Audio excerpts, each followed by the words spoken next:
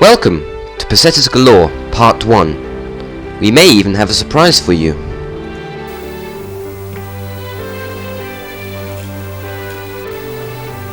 Our film Pesetas Galore has been in the making for well over a year and has had several revisions, but continues to have the same documentary theme, that of telling the stories of how two British industrialists did much to improve the industrialization of southern Spain during the 1800s.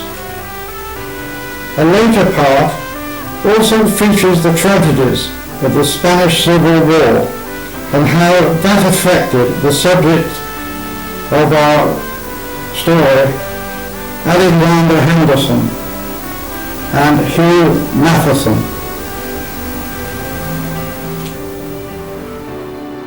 All Europeans love football, but who introduced it to Spain? It was Hugh MacKay Matheson and the Rio Tinto miners in 1889.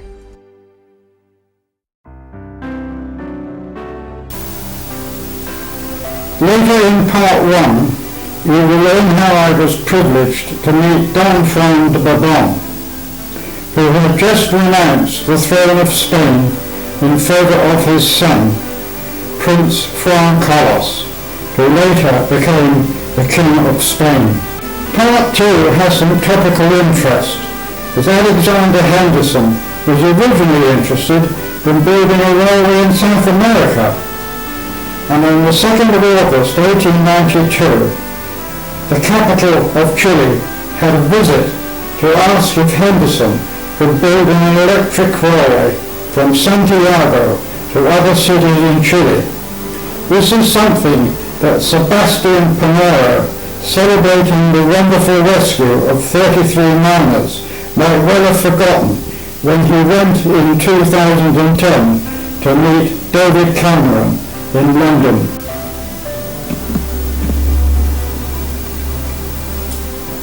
But Henderson did go on to build a very successful railway in Argentina before journeying into Spain to register the Algeciras Gibraltar Company Limited in 1892. As you will see in part 2 of Pesetas Galore, his legacy lives on, with the railway shortly to be electrified.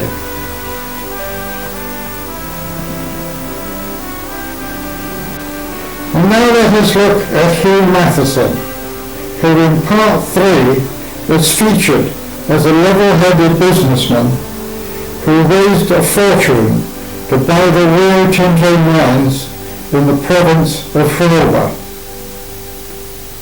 The agreement for a loan is illustrated here, which was drawn up by the Bremen branch of the Deutsche National Bank. We will also learn how Hugh Matheson's successes and failures, and how he was completely misunderstood and is still misunderstood to this day. Finally, in this summary, a few words to tell you that in part 4 of Pesetas Galore, we will tell you that Alexander Henderson's successor, the second Lord Fannington, and the new chairman of the Rio Tinto mines both had problems to resolve during the Spanish Civil War. Pesetas Galore is a true story about two British industrialists in the late 1800s. We've already said a good deal about Alex Henderson, so here the main emphasis has to be about Hugh MacKay Matheson, as his investment in the province of Huelva was to have an everlasting, dramatic effect. Most viewers will be surprised to know that he told a friend that he thought his biggest legacy would not be about copper ore, but that it was he who had introduced football to Spain. The start of the year has seen the government of King Amadeo of Spain in a state of near collapse, and the country in complete turmoil. The dispatch of a large part of the army to Cuba to suppress a colonial uprising had given the enemies of the regime the chance to rise and revolt themselves. The government found itself unable to exercise control over large areas of Spain, and in many parts of the provinces, law and order gave way to the rule of the gun or of the mob. On February the 11th, 1873, following the abdication of the king, Estanislao Figueras became president of the new Republic of Spain. Only 3 days later, on February the 14th, Figueras issued a decree declaring the intention of his government to sell the royal mines of Rio Tinto in the province of Huelva to the group of international businessmen headed by the London banker Hugh Matheson, which had offered 92,756,592 pesetas, equivalent to £3,500,000 sterling, for the freehold of the property. At the same time, the finance minister, José Echegaray, issued the draft of a law to authorise the sale and to give the resultant new owners the right to build and to operate the railway, which they would need if they were ever to work the mines effectively. For the Republican government, the sale was a matter of the utmost urgency, for it desperately needed the money to suppress their opponents and to re-establish control over the countryside. On the February morning in 1873, a consignment of metal-bound wooden chests was stowed on board a train in Paris under the watchful eye of a quiet Scotsman.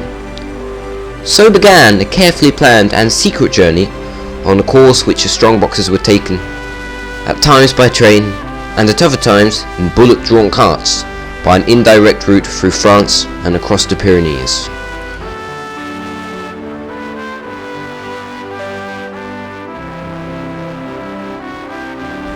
Matheson had been persuaded to organise a bid by Heinrich Deutsch and Wilhelm Sundheim, two Germans with mining and trading interests in the province of Huelva, and who knew the mines well. Hugh Matheson was one of those rare men who see possibilities in situations where most people only see dangers. The instability of the Spanish government and its desperation for money was for him an opportunity to get the best possible terms, including a substantial reduction for the compulsory acquisition of land for the building of the essential railway to link the mines with the sea. This gave him all the mineral rights and the absolute freehold in perpetuity of all the land and the buildings owned by the Spanish government within the Rio Tinto boundaries.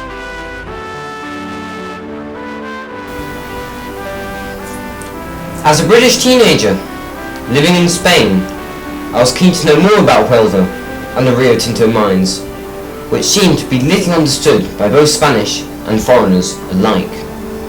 So I asked our producer what had created his interest in the lengthy research which was needed to make an interesting documentary film. Since our first interview, we have learnt much that will surprise many and even whet your appetite to know more. But that will all have to wait for another part of Pesetas Galore.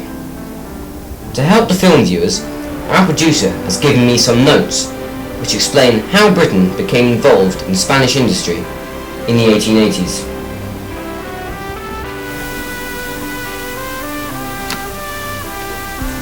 Anthony, you have told me that in 1972 you sailed your charter yacht to the newly opened yacht harbour of Puerto Banús. Was there some special reason? Yes, actually there was.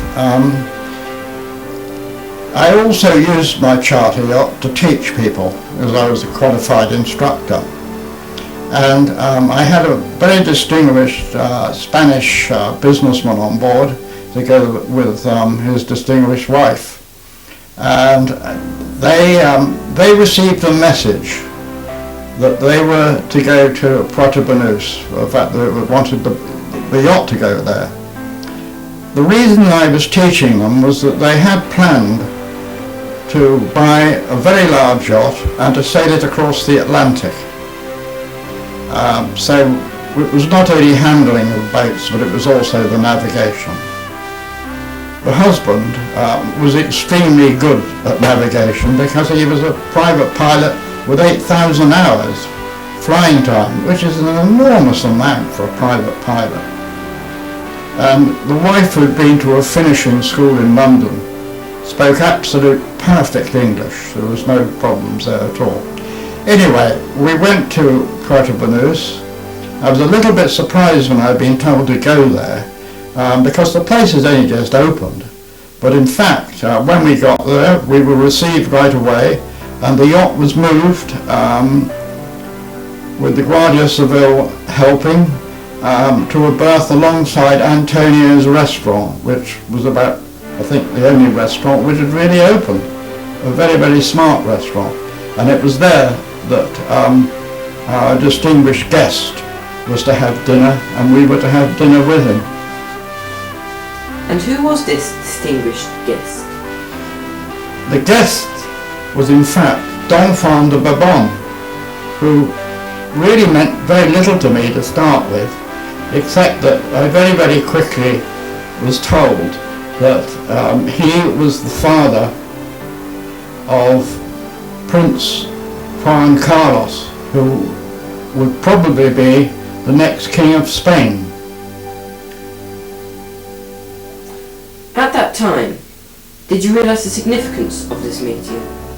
Well, not completely and utterly, but Don Juan did explain to me that he'd been living actually in Portugal, but had returned with Franco's permission to the south of Spain, and he had agreed with General Franco that he would renounce the throne of Spain in favour of his son, Juan Carlos, who would become the next king.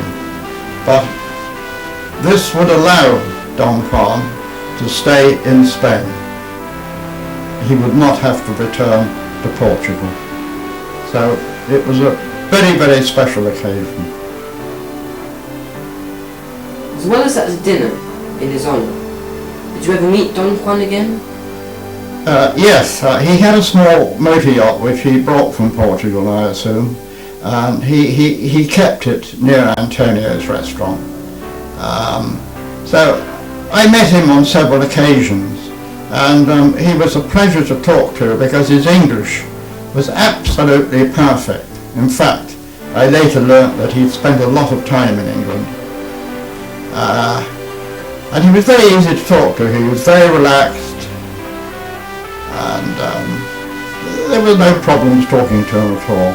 And I thoroughly enjoyed meeting him, and it was a great honour, one I've never forgotten, in fact. Was something said that encouraged you to visit the Rio Tinto mines and the railway to Guaranda? Well, yes.